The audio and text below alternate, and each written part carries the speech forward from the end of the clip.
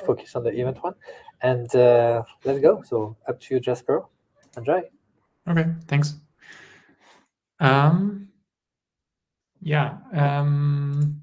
So we continued with the chapter Algebra, and last time we did exercises on groups.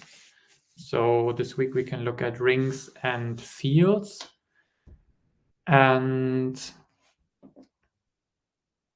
yeah, exactly. So exercise 47 is asking us to look at the ring set 5.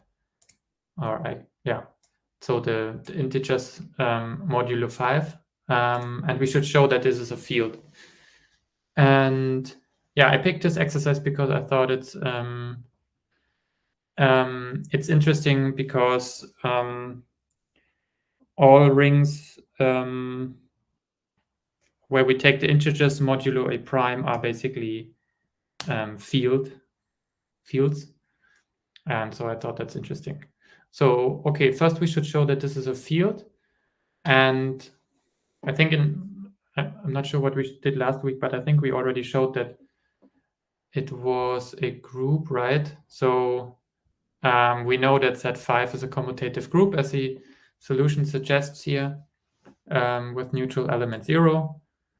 And we know that set 5 without the 0 is a commutative group with neutral element 1.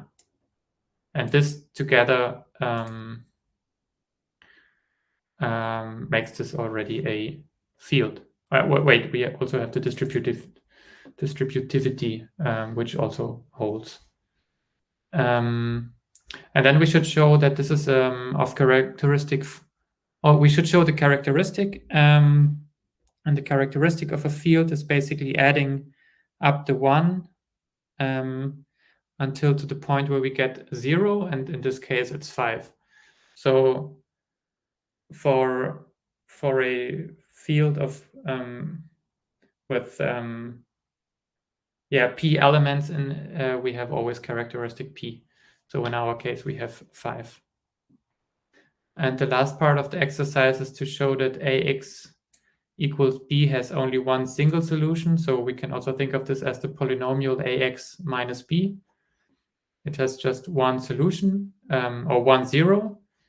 And since we are in a field, we can easily take the inverse of a, which is unique. And we get a new field element, b times a to the power of minus 1. And this is our solution to the equation. So there is only one solution because this is a unique field element. It could be that there is no solution if we wouldn't have the inverse, but since we are in the field, a minus 1 exists. Okay, I was a bit quick. Are there any questions? Was I too quick?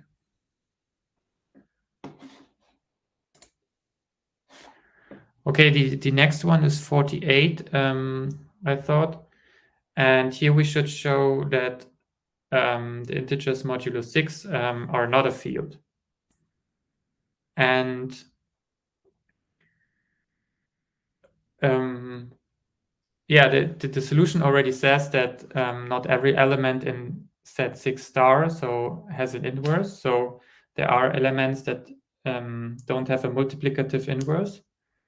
And this makes them basically not a field and only a ring. And I thought we can quickly look into Sage to pick one element, because that would be a proper proof here, and to see if they have inverses. And I don't know, I'm using here Sage cell. And even though I don't know it very well, but if I take this out, so I initialized the integers modulo 6, and then I picked 4, and I took 4 times every other element. And when I would get 1, I would have found an inverse.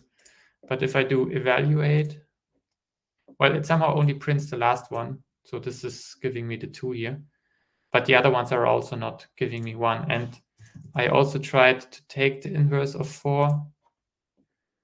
And it is giving me here an error. And it says inverse of mod 4. 4 modulo 6 does not exist. So 4 doesn't have an inverse, which makes this not a field. Interestingly, if we take here 5, for example, then the inverse is 5. So there is an inverse, a multiplicative inverse of 5, which is 5. So, but that doesn't make it the field. We would need this for every element in the ring. Okay, so integers modulo 6 don't give us a field. Any questions so far?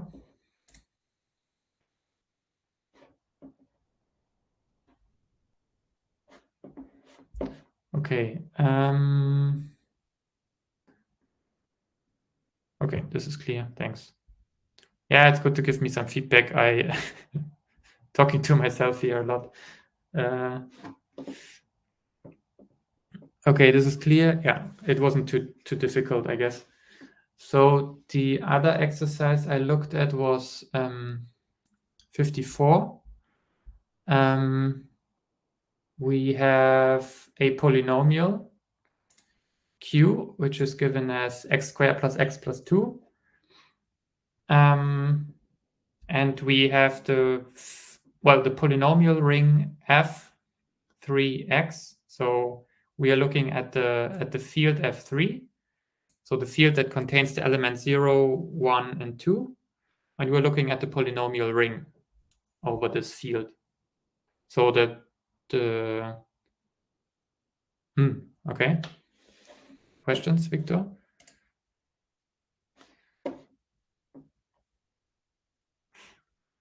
So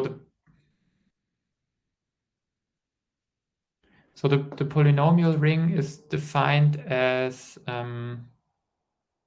basically you can think of polynomials, so something like our q, but the coefficients in front of the x's and the last one have to be from f3. So in our case here it's 1, 1, and 2. So this is actually a polynomial in f3x. And we are supposed to show that this is irreducible. So irreducible polynomials are what prime numbers are to numbers. So in a polynomial ring, you can write every polynomial as a product of irreducible polynomials. And similarly, in every integer, you can write as a product of prime numbers. So you can think of a irreducible polynomial as a prime number in a sense. And then we should construct the multiplication table of f3, 2 with respect to q. Okay, look, let's first consider the irreducibility of q. So they do this. Sorry, they do this using Sage. Here, we have our field with 3 elements. We have the polynomial ring over the field, and then we have q, the polynomial, so x squared plus x plus 2. Now, what does it mean that a polynomial is irreducible? Well, we can go a very direct way. We can just plug in all elements of our field and see whether we get a 0. And if we would have gotten a 0, then this means that we could somehow split up the polynomial even more. So, for example, if I'm just need a cell to something to write. So this is not Sage code now, but if q of a, so we are given q of x, and if q of, let's say just 1, let's pick 1, is 0, well, then this would mean that, that would mean that I can write q of x equal to x minus 1 times some other polynomial, p of x. And this would mean that q of x is not irreducible because I was able to write it as a product of two other polynomials that are actually smaller in degree. Yeah, so to check that the polynomial is irreducible, we can just check that all elements, when we plug them into the polynomial, don't give us the 0, which means then that effectively that we cannot pull something out of the polynomial like this.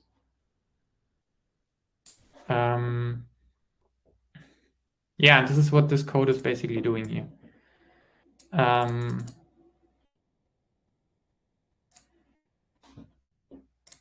Nicholas, yeah, this approach is only guaranteed to work for degree less than 3 polynomials though, right? Oh, yeah, you're actually right, because if I have a degree 4 polynomial, yeah, you're right, yeah, good point. So what he's saying is that, of course, there could be a way, yeah, good point. It is possible that I could write this as this with h and p of degree 2. And then I wouldn't have, then I don't have a 0, but it's not it's not irreducible. Yeah, good point. Thank you. I didn't think about that. So it's necessary that here this exercise has a degree 2 polynomial, that we can use this approach.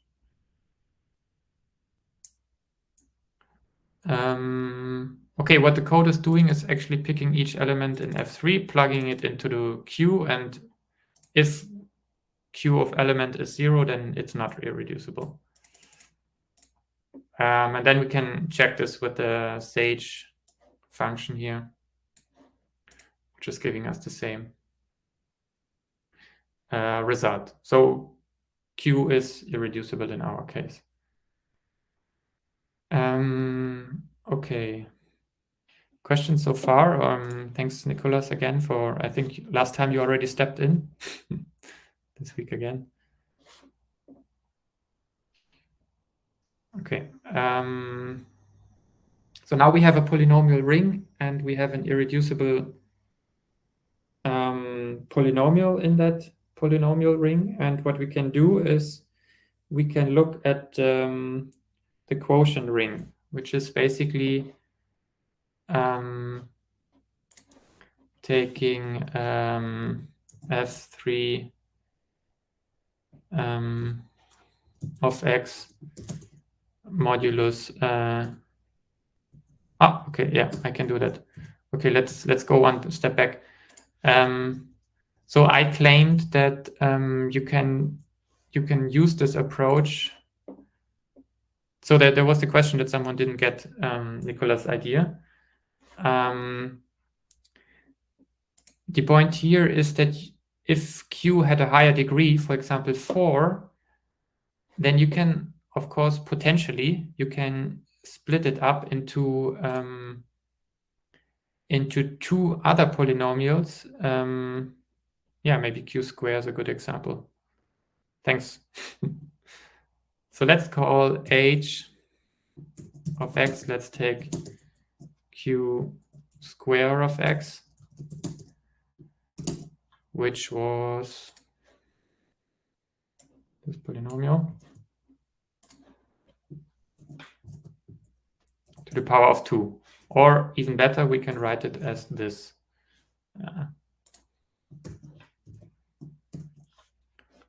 Now, our h of x is not irreducible, right? Because we can write it as a product of two other polynomials. This one and this one. But if we would use this approach that I suggested, if we plug in h of all elements in F3, then h of 0 is probably, well, it's probably 1. I don't know. 2 times 2 is 4, and then it's probably 1. I don't know. And then we can go on and plug in the other elements, and we will see that they are not 0. Not 0, and h of 2 is not 0. So the test that I claimed would work would tell us that h is not irreducible, even though h is irreducible, even though it is not. So it's not a good test for polynomials of degree higher than 3. Was that somehow more clear, the idea of Nicholas? Can we use Fermat's little theorem to simplify the polynomial first?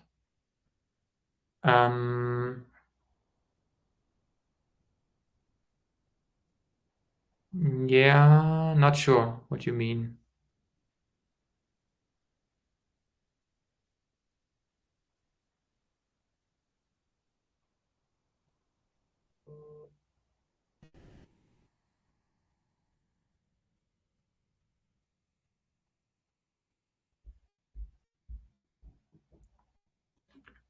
Also not sure what you mean by x to the power of 5 equals x to the power of 2.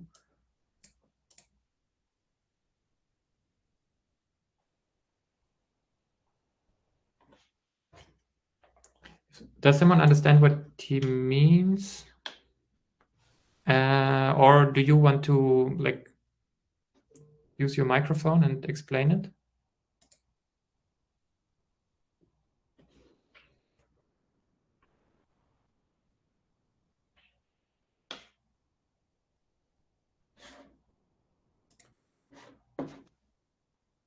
Okay. Hi.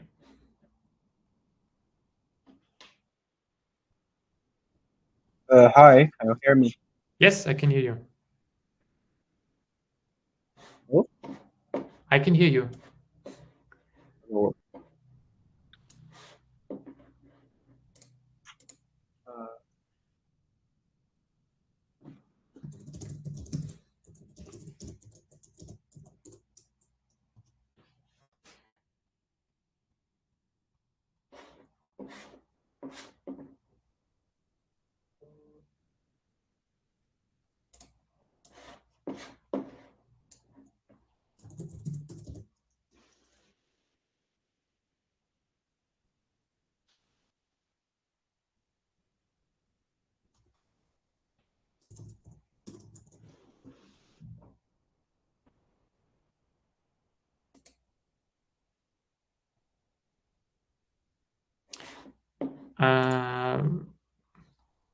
You mean because of the modulus, Lee? No, you cannot do that.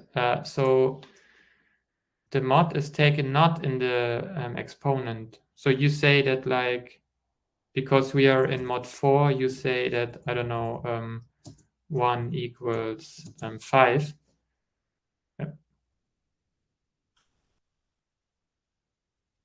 Yeah, sorry.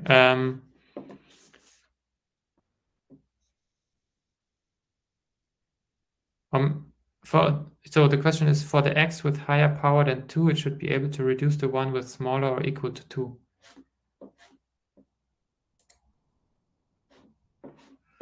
So you say that no. So the point is that you cannot do something like x to the power of 5 is x to the power of 1, because we are in mod 4.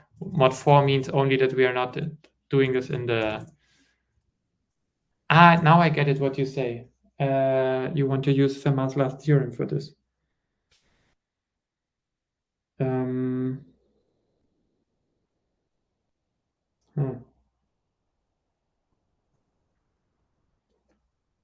Now I get it. Okay, sorry. Yeah.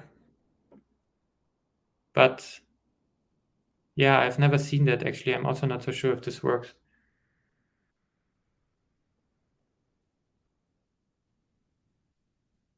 Yeah, 0.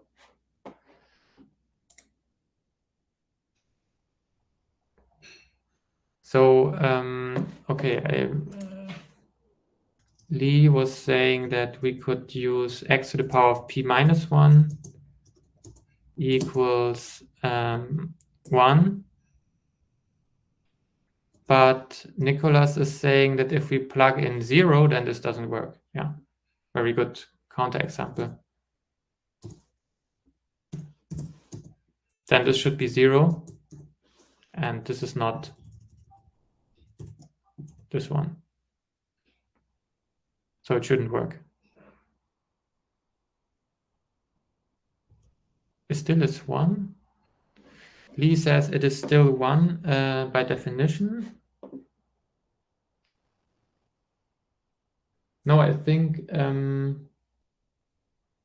I guess that Fermat's little theorem is only defined for values non-zero, even though I'm not sure. I would have to check. Do we have it in here?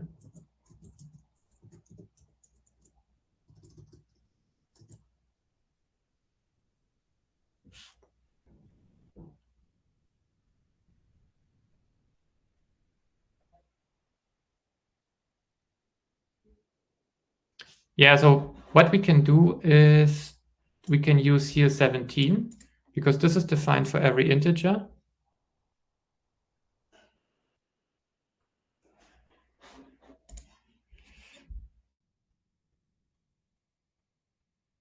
No, but okay, Lee says that 0 to the power of anything is 1. No,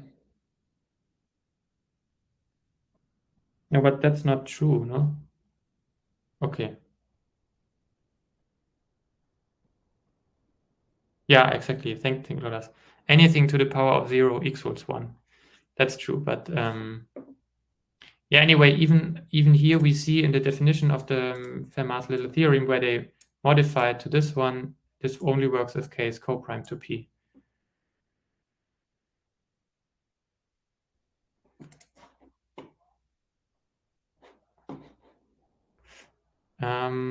Okay.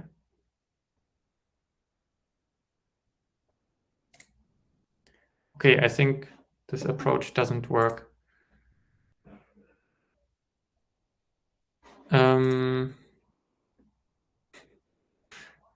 Okay, thanks, Nicholas, for helping, and thanks for the question, Lee. I think we had like resolved it for now, right? And we also saw that this check that this test, which is done in the exercises, does not work for degree higher than 3.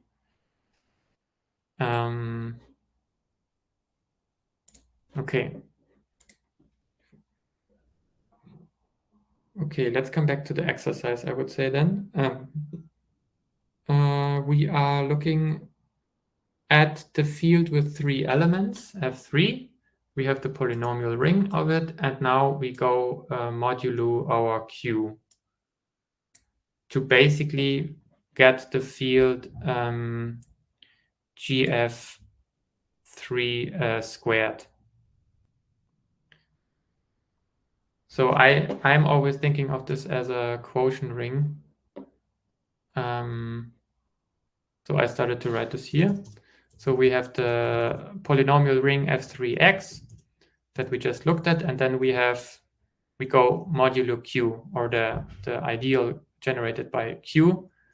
And since Q is an irreducible polynomial, this is giving us a field, which is exactly the field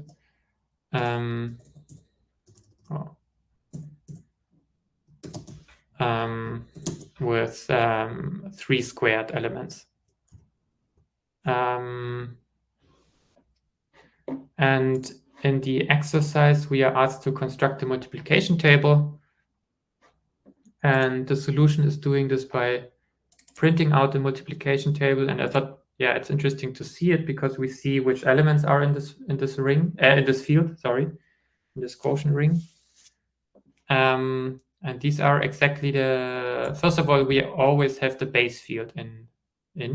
So this is F3, basically 0, 1, and 2.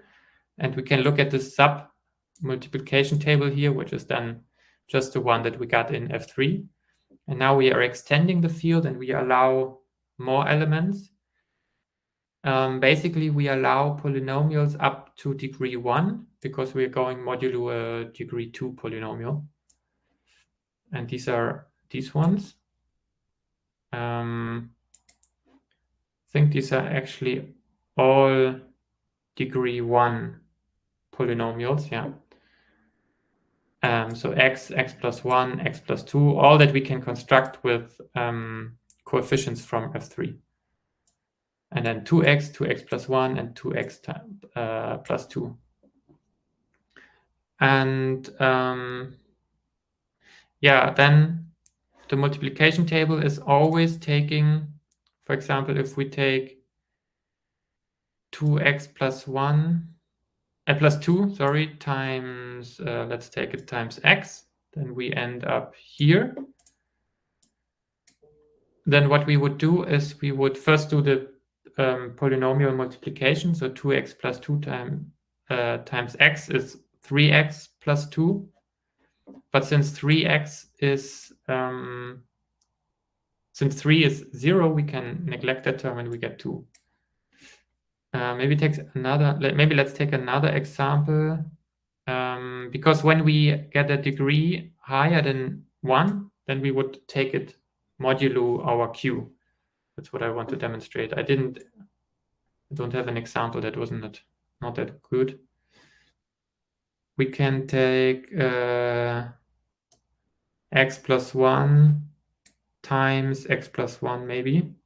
So times this one, which gives us x plus 2. And we see that the square term is not there. And this is because basically we go mod our q. So we take out everything of higher degree. I mean, yeah. Do you want me to explain how this works, or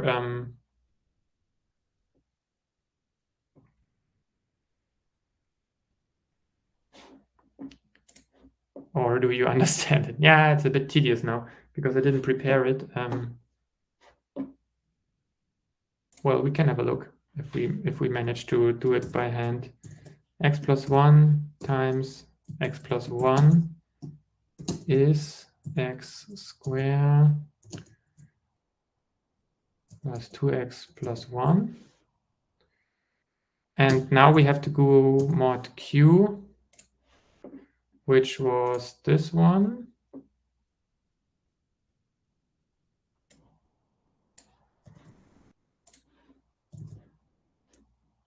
So let's see, we need to reduce this polynomial. We can do this by maybe writing it as x squared plus x plus 2. And now we did too much. We miss one x, right? Because we had two x's. And I wrote, instead of 1, I wrote 2. So actually I need to subtract 1. But instead of subtracting 1, I can also add 2, right?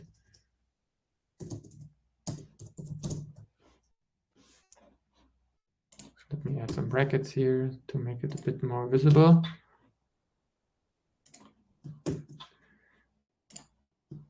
And now the nice thing is that I can write this as x plus 2 mod our q. Why? Because this is basically the q. So I can, it's 0 if we are in this one. If we are taking mod q. So this is why I just stay with the x plus 2. Now we can quickly verify if that was correct. Yeah, we get x plus 2. So this is how then in our new field of size 9, we basically multiply elements. We always do this mod q. So not the polynomial that we sort of reduced the polynomial field in.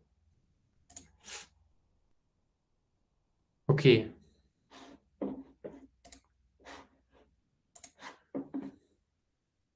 Are there any questions?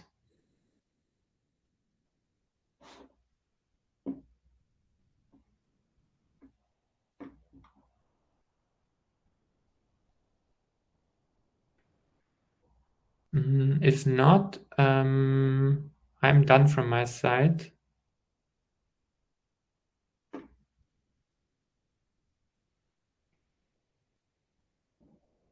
I wonder how one would check irreducibility for arbitrary degree polynomials. Well, you can always use the is irreducible function of Sage. Else I don't have a method in my head right now. Great question.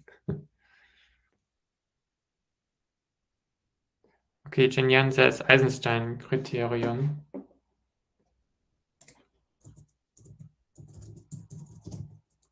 Let me look that up if I...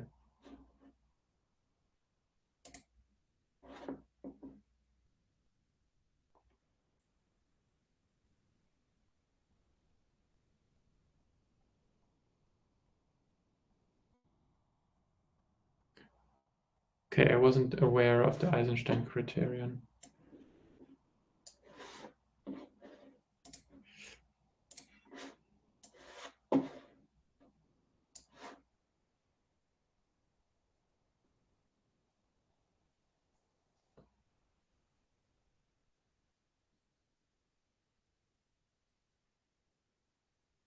Yeah, but it's not enough, right? It's helpful. It says if F fulfills these properties, then F is irreducible, but it's also potentially, also it's over Q, but potentially we could have a polynomial that fulfills this criterion but is not irreducible. At least I don't see it right now from the theorem.